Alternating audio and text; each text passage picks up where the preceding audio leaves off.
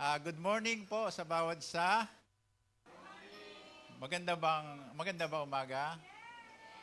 Yeah, masaya nga, no? Masaya. Even doon sa viewers natin sa online, good morning po sa inyo. God bless po at tayo po ay nagkaroon ulit ng pagkakataong magkasama-sama, makarinig na salita ng Diyos. Hayaan nyo na ang Diyos ang magpala sa atin at magbigay sa atin ng pagtuturo sa umagang ito. Purihin po ang Diyos. Tayo po ay magsimula mo ng manalangin. Dakilang Diyos, samahan mo kami sa umagang ito. Napakasarap, awitan ka, Panginoon. Napakasarap sambahin ka, sapagkat kayo ang mabuting Diyos sa amin.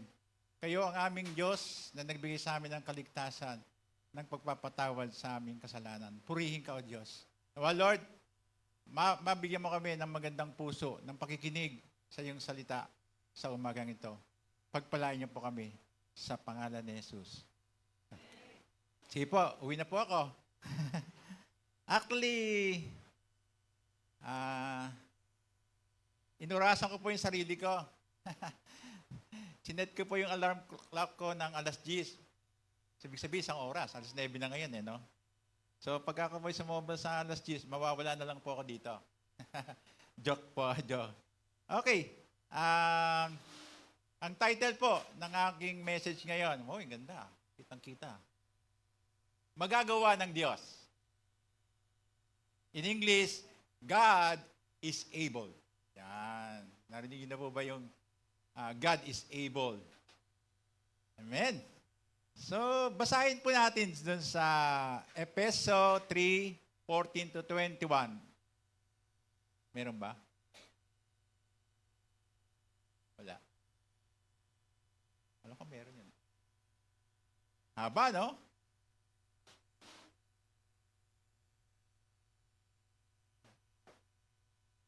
Nice po. Ito po yung prayer ni Paul. Powerful prayer of Paul to the Ephesian church. Napaka-powerful po itong prayer na to. Ayan. Nag-start. Hallelujah. Simulan ko na po. Makakinig na lang po kaya, no? Tuwing naalala ko ang plano ng Diyos, lumuluhod ako sa pagsamba sa Kanya. Siya ang Ama ng mga nasa langit at nasa lupa na tinuturing niyang na Kanyang buong pamilya. Ipinapanalangin ko sa kadakilaan ng kapangyarihan niya ay palakasin niya ng Espiritu niyong pamumuhay sa pamamagitan ng Kanyang Espiritu. 17.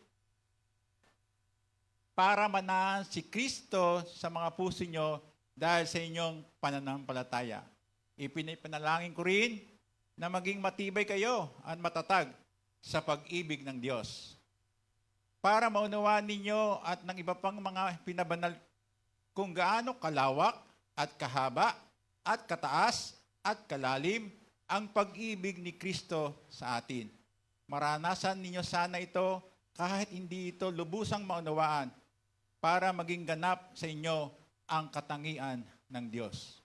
Purihin natin ang Diyos na makakagawa ng higit pa sa hinihingi o inaasahan natin sa pamamagitan ng kapangyarihan niyang kumikilos sa atin. Purihin natin siya magpakailanman dahil sa mga ginawa niya para sa iglesia na kay Kristo Jesus. Amen. Amen po. Amen. Amen. Pangarap po. Last week po kasi diniscuss ni Pastor yung pangarap. Sino ba ang may pangarap dito? May pangarap. Yung may mga edad, may pangarap pa ba? Amen? Si Ate Benny may pangarap pa. Hallelujah. Si Ate Nida may pangarap. Pupunta ka pa ng Canada. Hallelujah. Lahat po ay may pangarap. Pag wala po pangarap, ano ibig sabihin? Abnoid daw sa amin. Kuya Frank, abnoid daw. Totoo po yan, lahat ay nangangarap. Di po ba? Nangangarap tayong lahat. Even ano po yung ating estado sa buhay ngayon, maaaring kapos, maaaring may sakit, pero still, nangangarap tayo. Wala namang masamang pangarap, no? Wala namang bayad yun, no? Di po ba, no? Amen. Ako po, gusto ko mag-share sa inyo. No? Ako po ay binata. Nabiyahe pa ako ng Manila, nag-aaral po ako sa Adamson. habang po ako nabiyahe sa Saulog po, na wala pang aircon. Hallelujah. Hallelujah. Nangarap po ako magkapamilya. Sa panahon yun kasi parang malabo kasi may diferensya po ako. May diferensya po ako sa utak. Hindi po hindi po, hindi. Totoo ba yun? Hindi po. May diferensya ako sa mata. Ayan. Parang walang magmamahal sa akin dahil napakataas ng grado ng mata ko. Parang inferiority complex, di po ba? Di ba? Mga youth, di ba? Parang hindi ka accepted. Baka manligaw ko, i-reject lang ako, di po ba? But praise God, nangarap po ako magkapamilya, magkabahay, pagtapos yung mga aral. But praise God, binigyan po ako ng maganda at mabuting asawa. Yeah! Yun po yung sa kabila ng aking kapansanan ay ako'y minahal, inibig, at ngayon po ay lahat po ng pangarap ko ay natupad po. Nagkaroon kami ng pamilya, nagkaroon kami ng anak, nagkaroon kami ng bahay, nakapagtapos ang anak ko, nakapagtrabaho na sila, magaganda na po ang buhay nila. Burihin po ang Diyos. At ang sikreto po namin mag-asawa, hindi po kami mayaman, ha? Hindi po kami mayaman, hindi mo kami abroad. Hindi po ako abroad. Talagang, kasi pag abroad, talagang malaki ang advantage na naka-abroad dahil dollar, no? Pero kami po pangkaraniwang manggagawa lang sa pabrika, si baby sa office, at ang sikreto po, ito po yung pinakasikreto, paglilingkod sa Diyos. Naging faithful po kami sa Panginoon. Hanggang ngayon po, matatanda na kami, senior, naiyak po ako. Malapit na po ako mag-64, pero patuloy po kami maglilingkod sa Diyos. So yung mga pangarap, meron po yan eh. Kailangan lang natin ang Diyos sa ating buhay. Amen po ba? Hallelujah. Maging ang church nga po, ang church natin, ay may pangarap din. Yung sinasabi ni Pastor. Ang Panginoon natin ay may pangarap din doon sa mga tao. Ang maligtas ang lahat ng tao. At ito nga po yung sinasabi sa atin doon sa paano natin maabot ang pangarap ng Diyos. Next slide. Andun. Asan na? Paano natin maabot ang pangarap ng Diyos? Okay, nahuli siya. Ako na lang. Doon, makikita po natin, doon sa Ephesians 3:14, doon sa Efeso sa binasa natin. Sabi doon, tuwing naalala ko ang plano ng Diyos, lumuluhod ako sa pagsamba sa Kanya. Alam niyo po ba yung ang Diyos natin pala, may plano din talaga. Yan yung next slide po. Yan. Sabi doon, tuwing naalala ko ang plano ng Diyos, lumuluhod ako sa sabi ni Pablo. Kasi ano ba yung plano ng Diyos? Tingnan natin dyan, ha? Wala yan dyan sa slide. Ang sabi doon sa Efeso 3:6, balik tayo. At ito ang plano ng Diyos, na sa pamamagitan ng magandang balita, ang mga hindi Hudyo ay tatanggap ng mga pangako ng Diyos kasama ng mga Hudyo. At magiging bahagi rin sila ng iisang katawan dahil sa pakikipag-isa nila kay Hesukristo. Ang ibig pong sabihin nito, ang sinasabi ng talatang ito, na nais ng Diyos, regardless kung ikaw man ay Hudyo o hindi ka Hudyo, lahat ay magkaroon ng kaligtasan. Amen? Kaya ganun din po, nangyari po to sa panahon ni Pablo. Sapagkat siya po yung ginamit ng Diyos para i-deliver ang good news sa mga non-Hudyo, Panginoon. Siya po ay naging way, paraan ng Diyos para may bahagi ang salita ng Diyos sa mga hintil. At nagkaroon po ng mga churches. Katulad nga po itong Ephesian churches. Ito ang plano ng Diyos na ang lahat ng tao ay maligtas at walang mapahamak. Dapat tayong magpuri, sumasamba at magalak dahil sa planong ito ng Diyos. Hanggang ngayon po, ito'y binibigay sa atin ng plano ng Diyos. Ang pangarap ng Diyos na tayo ay magamit sa pagpupuri, sa pag-abot sa maraming tao. Sabi rin po doon sa Ephesians 3:15, siya ang Ama ng mga nasa langit at nasa lupa na itinuturing niya na kanyang buong pamilya. Ang Diyos ang turing sa atin, siya yung ating dakilang Ama at ang turing niya sa atin bilang mga mananampalataya ay kanyang kapamilya na po. Amen? Sabi po dito, sa tanong po, sino ang kakasangkapan ng Diyos upang may sakatuparan ang planong ito, ang pangarap nito ng Diyos? Ang iglesia po. Sino po ang iglesia? Ang iglesia po, baka akala niyo po yung iglesia, yung mataas na building, magandang building, na matulis. matulis, maraming tore. Hindi po. Ang sinasabi pong iglesia ay grupo na mananampalataya naniniwala sa ating Panginoon. At tayo po yun. Kayo po ba yun? Amen. Palakpak po sa Panginoon. Hallelujah. We are the Church of Christ. Hindi po tayo iglesia ni Kristo. Church of Christ. Hallelujah.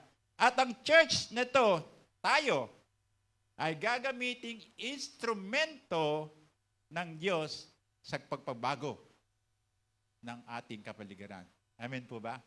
Parang umina na po yung amen. Parang ayaw nyo na po Amen. Bilang church po, tayo yung magiging instrument of God's grace for the redemption of our surroundings. Amen? Amen.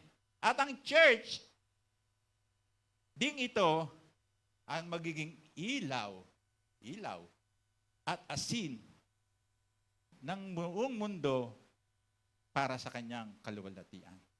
Amen. Sabi nga po sa Matthew 5, we are the light and salt of this world.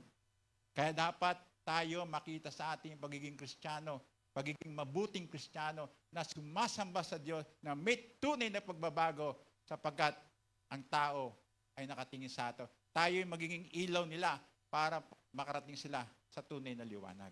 Amen po ba? Amen. Ito po ang ating layunin. At ito yung pangarap ng ating Panginoon na ang lahat ng tao ay tunay na magkaroon ng kaligtasan, makasama natin doon sa buhay na walang hanggan. Amen. Parang ayaw na po mag-amen. Amen. Hallelujah. Maliwanag po Hindi po ito ibinigay sa ibang organization. Hindi po yung task na to, hindi ibinigay sa Lions Club. Alam niyo po yung Lions Club?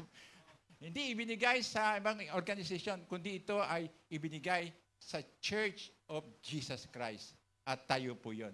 So yung pangarap nito, yung planong ito na magkaroon ng kaligtasan ang buong mundo ay sa atin bilang iglesia ibinigay para magkaroon ng kaligtasan. Pero ang tanong dito, may bahagi po tayo dito. Yan. Kasi po, doon nga po, may bahagi tayo. May sinabi po dito, ito yung panalangin ni Paul sa Word of God na to. May bahagi po tayo bilang iglesia. Ano po yung bahagi natin? Ang bawat isa may bahagi na dapat gawin para matupad itong pangarap nito. Ito po yung prayer ni Paul sa church nito. Na talaga, ang dalangin niya sa Diyos para sa atin bilang iglesia. Una, palakasin natin ang ating spiritual na pamumuhay o pananampalataya. Wala ba? Nalilate yung Hallelujah. Okay? May bahagi tayo para matupad itong pangarap nito. Bawat isa po may bahagi Wala pong exempted dito. Everybody who believe that Jesus Christ is their Lord has a part in this plan of God. Amen? Wala pong pwedeng hindi. Okay? Ang prayer ni Paul sa ating bilang iglesia, palakasin natin ang ating pananampalataya o spiritual na pamumuhay. Yan. Sabi po sa Efeso 3:16-17, nandyan din po. Ipinapanalangin ko na sa kadakilaan ng kapangyarihan niya ay palakasin niya ang spiritual niyong pamumuhay sa pamamagitan ng kanyang espiritu para manahan si Kristo sa mga puso niyo dahil sa inyong pananampalataya. Amen po ba? Ngayon, dapat pala palakasin natin yung ating spiritual na buhay. Dapat pala matibay tayo sa spiritual life. Ang tanong, kumusta na po ang ating buhay spiritual? Yun lang. Kumusta na po tayo? Kumusta na po ang bawat isa? Kumusta na po ang ating relasyon sa ating Panginoong Hesus? Ang ating personal na relasyon sa ating Panginoong Hesus. Masaya pa ba tayo? Amen. Purihin ng Diyos. Nagagalak pa ba tayo? Nagbabasa po tayo ng banal na salita? Nananalangin pa ba tayo? Regular pa tayong dumadalo sa gawain ng Diyos? O napapagod na tayo? Minsan talaga totoo yan, honestly po, nangyayari po yan sa isang Kristiyano, lalo dumadaan sa matinding pagsubok. Amen po ba? Wala po itong, walang ang tawag doon, masakit na word, hypocrite sabihin na hindi nangyayari ito. Diba po ba yan, di ba? Nangyayari po talaga yan. Na minsan napapagod ka na, nawawalan ka na ng gana, ay, hindi mo na ako attend. May problema ako, hindi mo na ako attend. Nag-away kami mag-asawa, hindi mo na kami attend. Yan. Totoo po yun, nangyayari po yun. Minsan napapagod ka na, katulad din po rin pala ng katawan eh. Yung katawan, ako po, nangyari, kahit po ako nangyari sa akin yan eh. Akala ko mataas yung sugar ko. Dahil iba na po yung aking nararamdaman. Ngayon, puro negative thoughts yung pumapasok sa isip mo. Hindi ka na makatulog. Kahit po ako nagwo-walking ako every morning ng mga 30 to 45 minutes. Alas 3:45 po ako naglalakad. Natatapos po ako ng 4:30. Every morning po yan sa amin. Regular ko po yung ginagawa for my health, para sa aking kalusugan. Pero ganun pa rin, karang ang feeling mo, mahina ka, madali ka mapagod. Pero nung nagpa-test ako ng sugar, alam mo yung sugar ko pala, 108 lang. 108 lang pala, 100 yung boundary, 108 lang. Sabi nga nung nurse, tatay, pwede ka na mag-ice cream. Sabi sa akin, purihin ng Diyos. Hindi pala malakas, mataas yung aking sugar. Nasa isip lang. Kaya minsan napapagod tayo. Ganon din minsan sa ating paglilingkod sa Panginoon. Minsan, Panginoon, ba't ganito buhay ko? Lalo akong lumalapit sa iyo, lalo akong naghihirap. Lalo akong naglilingkod sa iyo, lalong malaki yung problema. Nakakapagod to, di ba? Nangyayari po yan. Pero ang nais ng Diyos, maging malakas tayo. Sabi ng Panginoon sa Matthew 11:28, 29:30, lumapit kayo sa akin, kayong lahat na nahihirapan at nabibigatan sa inyong pasanin at bibigyan ko kayo ng kapahinga. Sundin ninyo ang utos ko at matutuyo kayo sa akin. Dahil mabait ako, sabi ni Jesus. At mababang loob, makapagpahinga kayo dahil madaling sundin ang aking mga utos at magaang ang aking pinapagawa. Kung napapagod tayo sa relasyon sa Diyos, humingi tayo ng kapahingahan sa Diyos. Ano gagawin natin? Lumapit tayo sa Kanya. Aminin natin ang ating buhay. Lord, napapagod na ako eh. Lord, pagod na ako sa problema, sa pagsubok. Gusto ko uling bumalik sa iyo at lumakas sa iyo. Tandaan natin mga kapatid, hindi tayo magiging effective witnesses of Jesus Christ.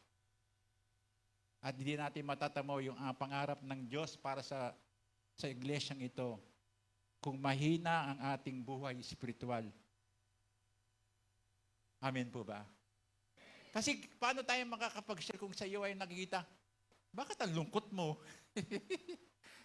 Paano mo masasabi na i-encourage mo siya, manalangin ka sa Diyos samantalang ikaw nararamdaman mo, mahina ka.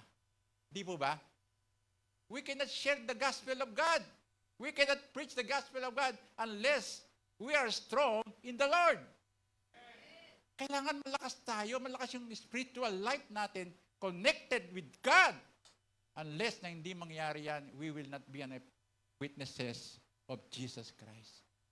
Paano masasabi? Pag nakikita ng tao, uy, ang saya-saya na pamilyang yun, Ano kaya meron sikreto sa kanila? Paano ang nakikita sa atin, ang gulo-gulo ng pamilya niya, away ng away, anong effective witnesses ang may makita natin sa kanila?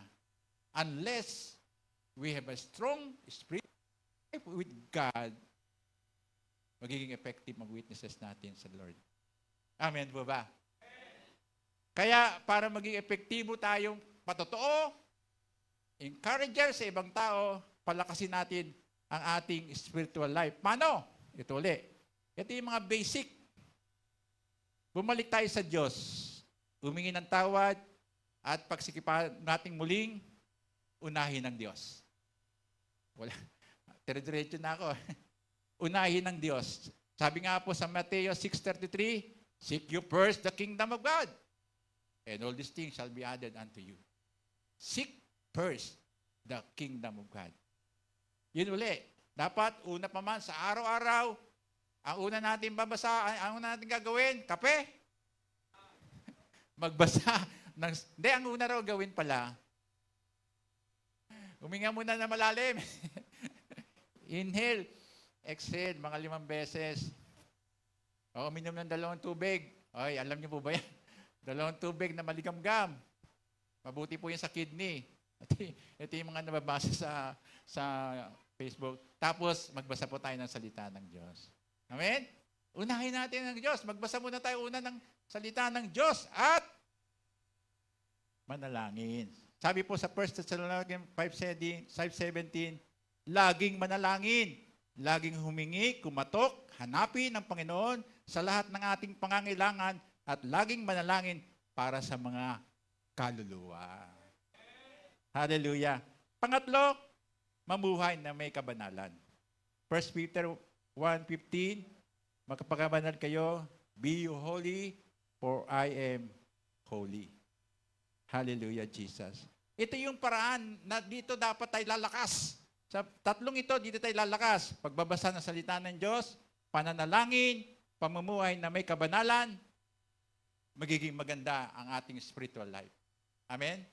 Very basic po ito na tinuturo ng church. Ito po yung tinatawag in summary, quiet time. Quiet time natin. Quiet na po ba yung ating time? Tahimik na yata yung ating ano.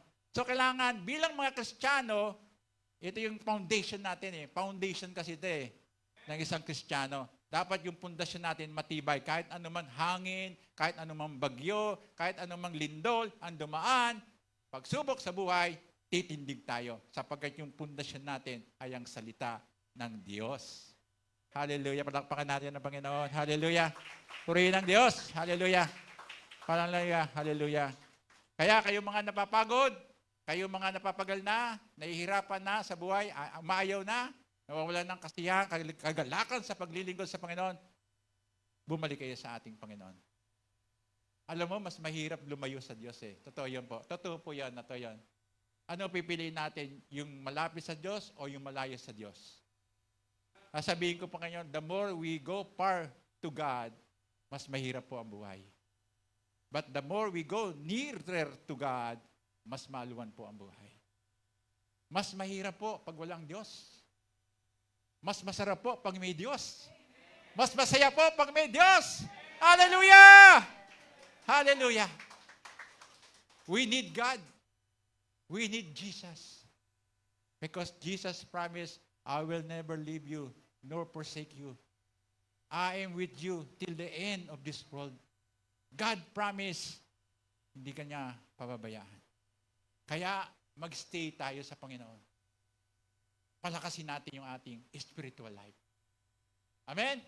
Pangalawa, ang panalangin ni Paul sa church, patatagin at pagtibay natin ang ating pag-ibig sa Diyos. In English, rooted in God's love. Wow! Tinanong ko, Mrs., kung ano yung rooted eh. Ano masabi mo? Itanim sa pag-ibig ng Diyos ang ating buhay. Sabi po sa Efeso 3:17-19, ipinapanalangin ko rin na maging matibay kayo at matatag sa pag-ibig ng Diyos. Ito yung panalangin ni Pablo, no? Para maunawaan ninyo at ng iba pang mga pinabanal.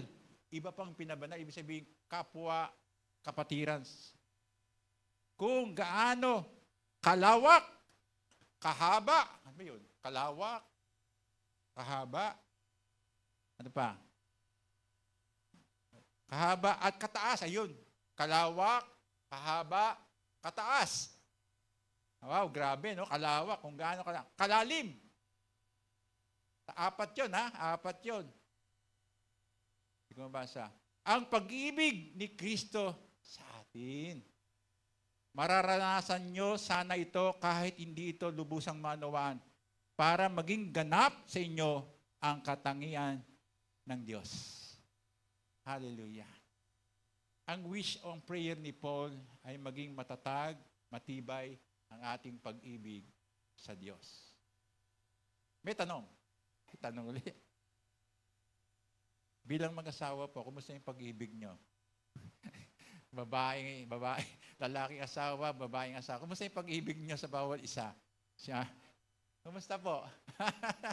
Hallelujah. Alam ko, ewan ko, nangyayari pa talaga to habang tumatanda, ito experience, habang tumatanda, dati po, nung bata sila, pag naglalakad sila, magka-holding hands. Di po ba? Ewan ko pa, tanda. Ngayon nung matanda na, nauuna na yung babae o nauuna yung lalaki, bahala ka dyan. Kabilang kalya. Ayaw na ipakilala. Di ko asawa yan. Kumusta yung pag-ibig natin sa ating asawa, lalaki, tsaka mga babae? Sweet pa ba kayo? Hallelujah. Pero totoo po yan, nangyayari po yan kasi talagang hindi po tayo exempted na minsan yung mag-asawa ay mayroong mga petty quarrel, petty issue, lalo pag may problema sa pera. Yan, laking problema po yan. Totoo po ba yan? Amen. Petty cash. Walang Gcash. Hallelujah. Kaya yan po, kumusta ang pag-ibig natin? Sana po, the more na tumatagal, nagiging close tayo, nagiging improvement pa. Next question. Mga anak, kung sumata ng pag-ibig nyo sa nanay nyo, sa magulang nyo. Yan. Nagre-respeto nyo po ba ang magulang nyo? Dahil ba kayo ay nakapagtrabaho? Hindi ako ang tama. Ngayon, ano mo, ganyan talaga. Pasensya na kayo mga anak, ha? Kasi meron din kaming ganong anak. Pag nakapagtrabaho, hindi mo na masabihan. Hindi mo na masabihan talaga. Wala nang power yung magulang. Ganun. Sorry doon sa mga anak. Pero this is our observation. Hindi po kami katulad ng magulang namin nung tatay ko alam niyo po ba? Pag sinabing, pasok kami sa bahay. Pag sinabing, alam mo, naalala ko nung bata ko, naglalaro kami sa labas. Pag alas 6 kasi dapat nasa loob na ng bahay. May gate kami. Lumampas sa oras, sarado ang gate. Eyon, ang nanay ko nando sa loob. Ano ginagawa namin? Iyak kami sa labas. Nanay, may multo dito. Alam mo, ngayon, papasukin ka ng nanay mo. Pero, dapa! Ayun, palo ang gagamutin mo. Ganun pa magdisiplina ang mga magulang noon. Pero, praise God, naging mabuting anak kami. Hallelujah. Kaya mga anak, kumusta yung pag-ibig nyo sa magulang nyo? Kayo ba ay gumagalang pa ba kayo sa magulang nyo? Kayo ba ay pagka kayo nakasweldo, nagbibigay pa kayo para sa magulang nyo? Ayan. Kayo ba ay pag may birthday, sabihin nyo, mahal nyo magulang nyo? Alam niyo po yung anak ko, ito naman, hindi for the glory of God. Yung anak kong si Doc Elo, sa asawa ko, lagi po yung hawak kamay lagi pag naglalakad. Ganun po sila ka-close. Nakikit niyo po. Yung anak kong doktor po na kinasal na rin, ang nanay niya, pagka lagi kasama, lagi magkasama at magkapit kamay. Nakaganon, nakaangkla si nanay niya sa kanya. Kaya natutuwa po ako, ganun po yung, naalala ko yung bunso ko. Noong mga high school yun, hindi makatulog yun na hindi hawak ang kamay ng nanay niya. Si Gio po. Talagang hahanapin lagi yung kamay ng nanay niya, doon siya matutulog. Pero purihin ng Diyos kung ang mga anak natin ay mapagmahal sa atin. Amen? Kahit sa katandaan natin, sana tulungan natin. Kahit matatandaan sila, kahit may mga damdamin ng nanay at tatay natin, bagamat di natin sila maintindihan dahil sa age gap, but we still love our parents. Yan ang utos ng Diyos. Love your parents. Tundok. Wala nang iba. Wala nang explanation, ha? Mahalin ang iyong magulang. That is the word of God. Amen? Hallelujah. Palakpakan natin ang Panginoon. Baka tayo maging seryoso. Hallelujah. Woo! Hallelujah. Ngayon, final question. Kumusta naman ang pag-ibig natin sa Diyos? Yan. Woo!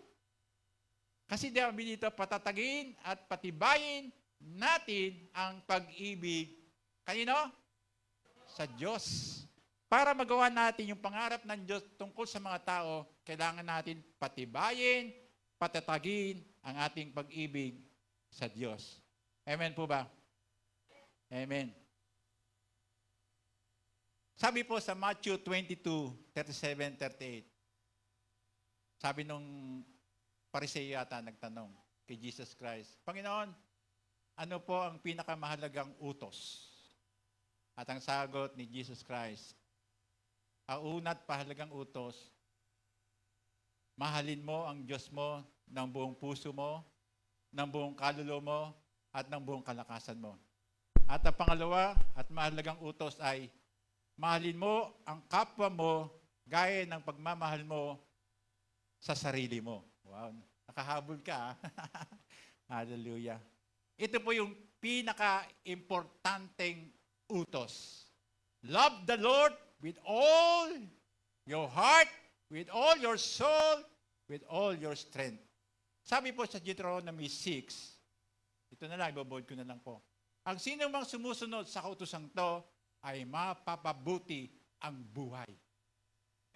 That is the promise of God. Loving God with all your heart, with all your soul, with all your strength, ang buhay nyo ay mapapabuti. Deuteronomy 6 po. Kaya may pangako ang Diyos sa pagmamahal sa Diyos. Amen? Ngayon, mahirap. Kumusta yung pag-ibig natin sa Diyos? Mahirap po. Kung i-rate po tayo ng 1 to 10, 10 is the perfect. 10 tayo doon. 7. Wow. Okay. Praise God. 11. So meron pang, pero hindi ka pa buo doon kasi sabi buo eh.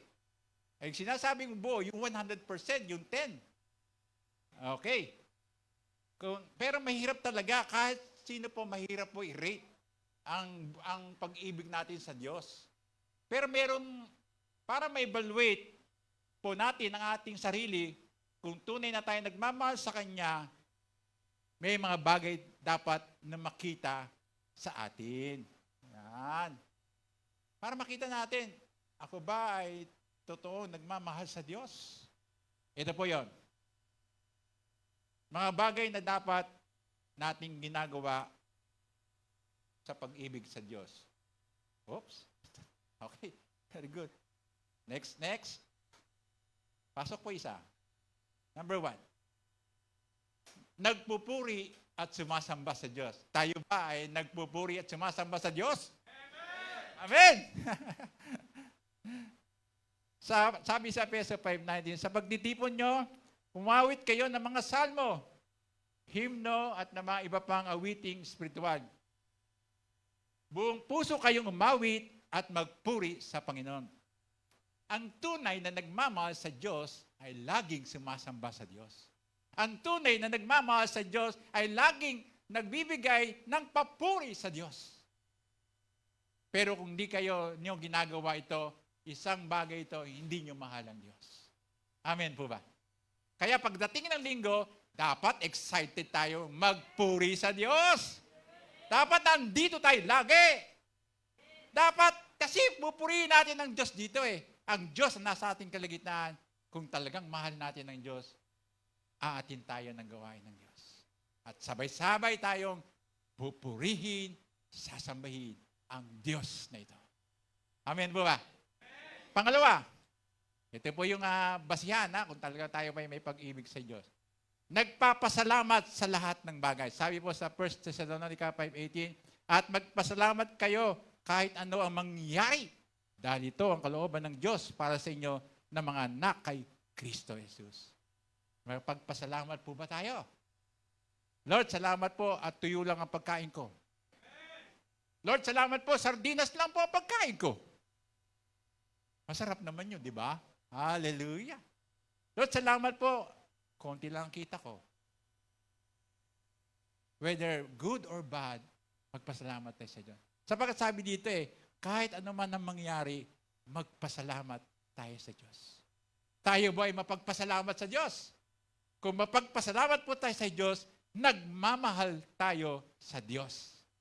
Amen? Pangatlo, masipag sa paglilingkod. Ayun po, masipag ka ba? Hallelujah. Check. Sabi po sa 1 Corinthians, number 3 po yun. 15:58, kaya nga mga minamahal na kapatid, magpakatatag kayo at huwag maghina sa inyong pananampalataya. Magpakasipag kayo sa gawaing ibinigay sa inyo ng Panginoon. Dahil alam ninyo na hindi masasayang ang mga paghihirap ninyo para sa Kanya. Paglilingkod nyo sa Panginoon ngayon, may reward kayo sa langit. Alam mo, yung paglilingkod sa Panginoon, may reward din yan kahit dito. Kaya nga kami po, nakapagtapos kami ng anak kasi nagpatuloy kami maglingkod sa Panginoon. Alam niyo po, talagang totoo po, napakahirap kasi ang mga anak ko po, nag-aral yan lahat Manila. Hindi po rito sa, buti nga ngayon, may Kabsun Cavite, no? Noon kasi wala talagang magandang eskwelahan kundi Manila. Pinaka-best talaga ang Kaya hirap na hirap po kami talaga niyan. Hindi mo madali ang pamasahe. Buti na lang yung aking panganay, mababa ang kasi state university siya, Philippine Normal University. Alam niyo ba, matrikula kada semestre? 2,000 lang. yung isa pang anak ko si Elo, UP Manila naman. Kaya lang may matrikula siya na mababa lang din. 20,000 per sem. Yun naman pangatlong kong bunsong anak, ayun na malaki kasi Adamson private, 35,000. Di ba no? 35,000. Pero purihin ng Diyos, meron siyang edu. Yon. Yan ang katalino ng asawa ko Buti na lang, meron akong asawa na magaling sa pinansyal. Talagang pinagpilitan niyang pag-apply siya ng educational plan. At nung nag-college nga yung bunso ko, halos konti lang ginastos namin. Pamasahin na lang. Di po ba? Pero totoo lang mga kapatid, habang kami nahihirapan sa pagpaparal sa aming anak, nagpapatuloy kaming maglingkod sa Diyos. At nakita namin, God is yung favor ng Lord. Nakita namin yung pagmamahal ng Diyos. Hindi kami pinabayaan. Nakatapos lahat ng anak ko sa kapurihan ng Diyos. Kaya encourage ko pa kayo mga kapatid, na maging masipag tayo sa paglilingkod. Pag sinabi ng pastor, kailangan ko ng mga tao para sa paghayo, let's go. Volunteer tayo. Amen? Ang may masipag sa paglilingkod sa Diyos ay may pagmamahal sa Diyos. Next. Nagmamahal sa kapatiran. Yan. Roma 12:10, magmahalan kayo bilang magkakapatid kay Kristo at maging magalang sa isa't isa. Do you love your brother and sister? Sabihin mo nga, mahal kita, kapatid. Hallelujah. Hallelujah. Di ba sabi doon sa 1 John, ano ba yun, Bay? 1 John 3? 19-20. Beloved, let us love one another. For he who loves of God is knoweth God. And ayun. Is love. Ano ba yung anong verse na yun? Ganda eh, gandang kanta yan. Ano, kinakanta ko na rin namin yun nung bata pa kami. 1 John 4, 7, and 8. Kanta po ito eh, ng mga noong kabataan namin. Ewan ko ngayon kung kinakanta pa ito ngayon. Ano pala to? English. Okay ba yung English? Sabi dito, Dear friends, let us love one another, for love comes from God. Everyone who loves has been born of God and knows God. Whoever does not love know God because God is love. Ayun na pala yun. Okay? Sabi rito, dapat magmahalan tayo sa isa't isa.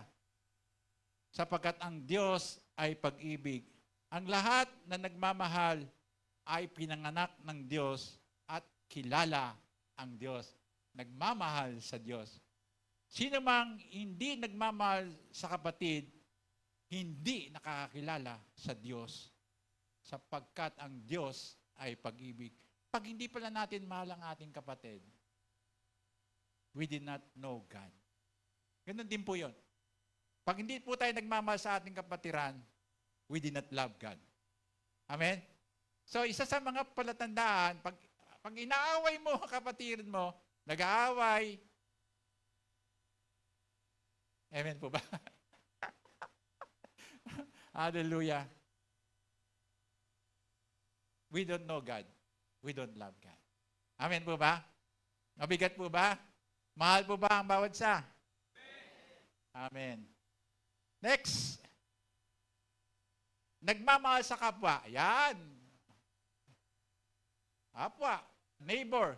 Diba sabi doon sa second commandment? Ano yung pangalawang pinakamahalagang commandment? Love your neighbor as you love yourself. Yan. Sino ba ang aking kapwa? Yung mga kapitbahay. Mahal po ba natin ang ating kapwa? At ang ikalawang pinakamahalagang utos ay katulad nito, mahalin mo ang iyong kapwa katulad ng pagmamahal mo sa iyong sarili. Pag tunay mong mahal ang Diyos, dapat mahal mo ang iyong kapwa.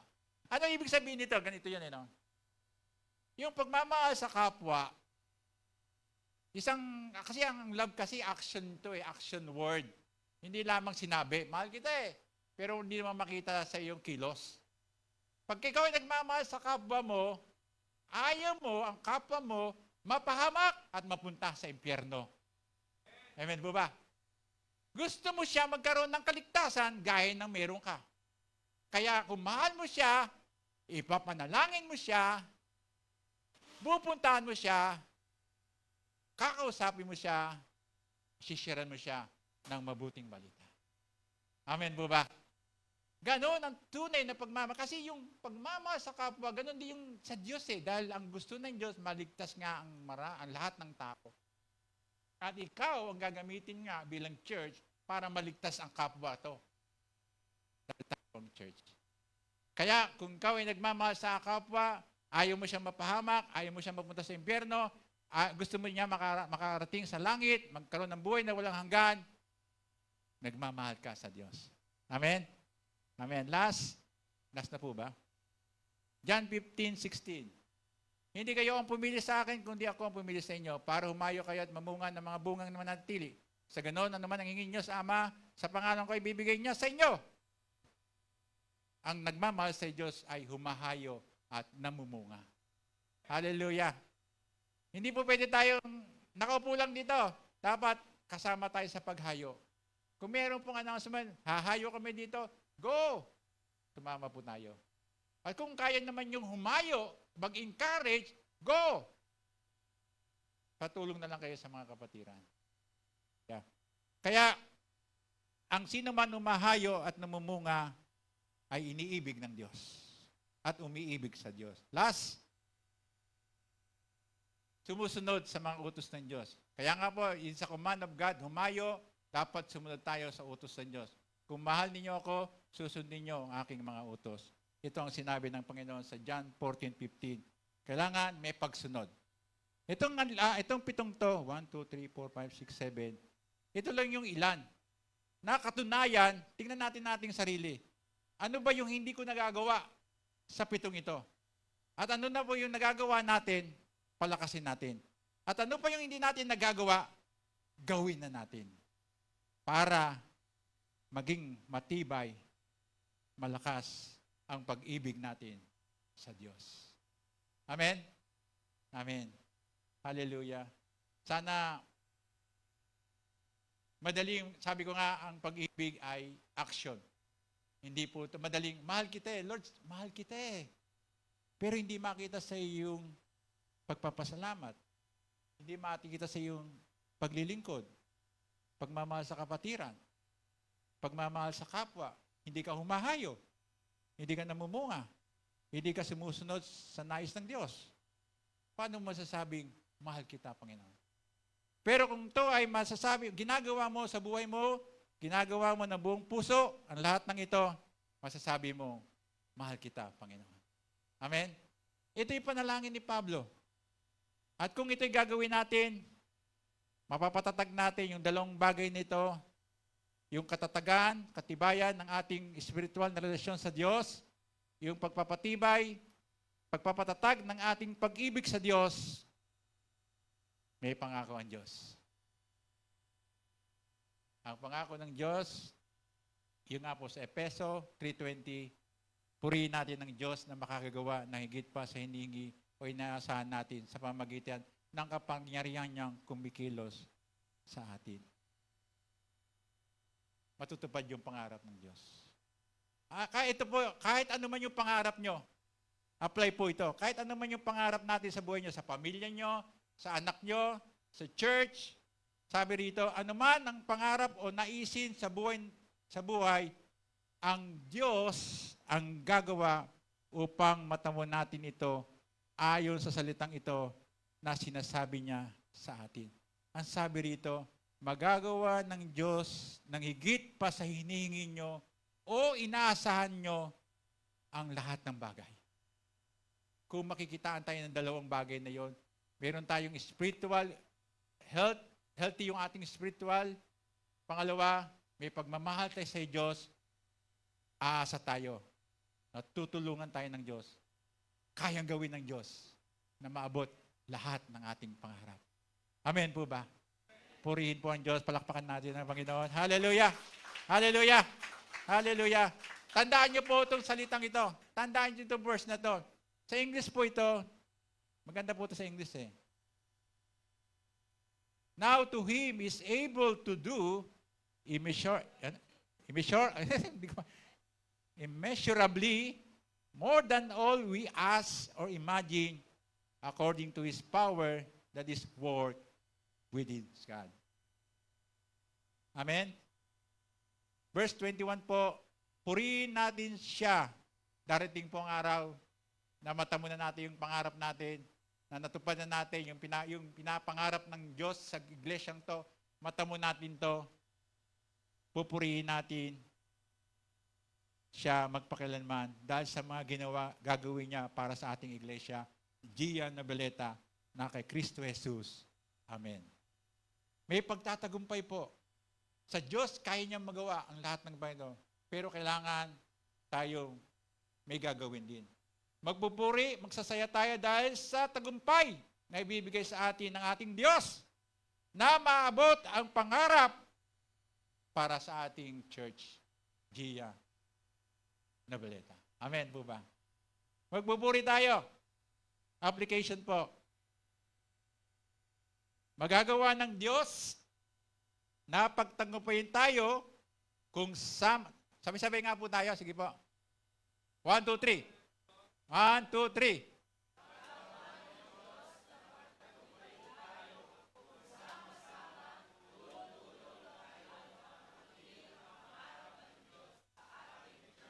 Amen po ba?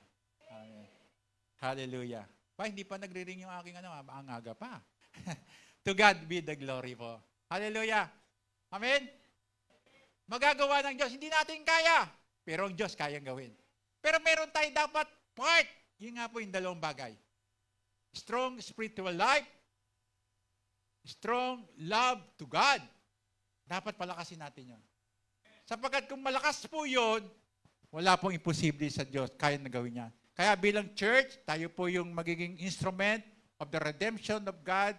Tayo po yung magiging salt and light of this world. Bilang church, kailangan po strong tayo sa dalawang bagay. At pag yan po ay nakita natin sa ating buhay, magagawa ng Diyos na pagtagumpayin tayo sa ating pangarap, sa ating iglesia. Amen po ba? Amen. To God be the glory.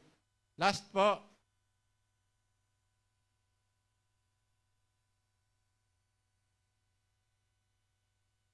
ayoko po umupo. Amen. Titingnan ko lang po, no? Last po, gusto ko lang pong pakinggan nyo itong kanta na wala pa ako isang oras, kasi hindi pa nag-alarm yung aking clock. Amen. 9:48 pa lang. Sige nga po, sapagkat ang Diyos ay pag-ibig. Pakinggan po natin bago ako manalangin, pakinggan po natin itong kantang ito. Habang pinakikinggan po natin ito, muni-munihin natin ang message ng kanta. Hallelujah, Lord.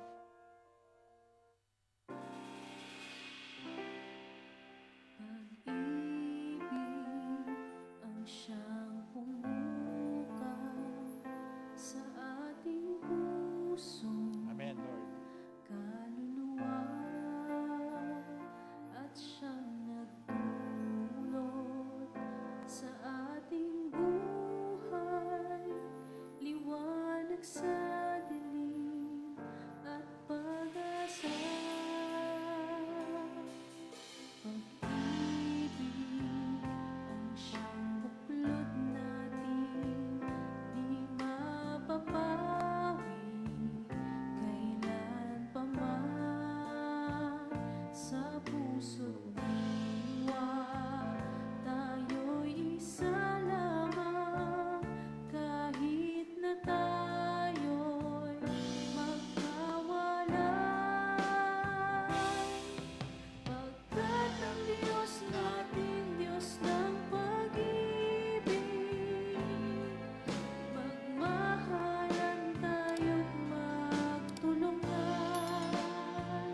At kung tayo'y bigo, ay huwag limutin na may Diyos tayong nagmamahal. Sikapin sa ating pagtungo, ipamalikan sa buong mundo. Pag-ibig ng Diyos na siyang sumakop sa bawat pusong uhaw sa pagsuyo. Pagkat ang Diyos natin, Diyos ng pag-ibig, magmahalan tayo't magtulungan. At kung tayo'y bigo, ay huwag limutin na may Diyos tayong nagmamahal. Pagkat ang Diyos natin, Diyos ng Yes, Lord. Hallelujah, Lord. pag-ibig, magmahalan tayo't magtulungan.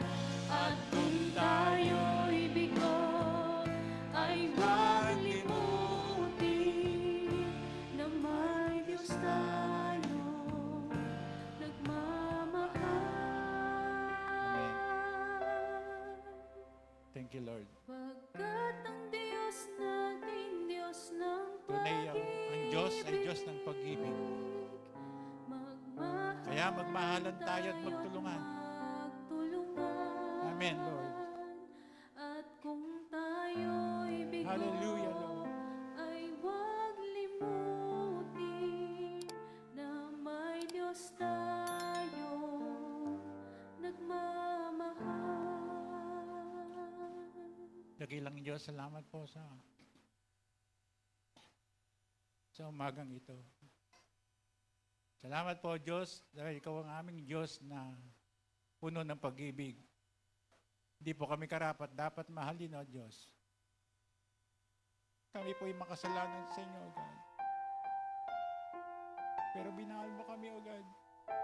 Pinatawad sa aming kasalanan. Niligtas. Ayaw mo kaming mapahamak, Panginoon. Gusto mo kami magkaroon ng buhay na walang hanggan, Panginoon.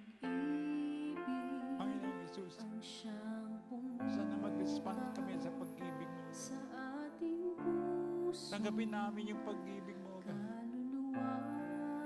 Na kami po ay maging bahagi sa paghahayo, Panginoon.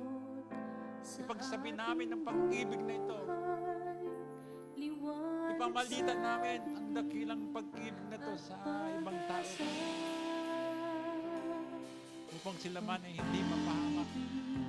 Sila man ay makaranas ng pagmamahal na naranasan namin, O God.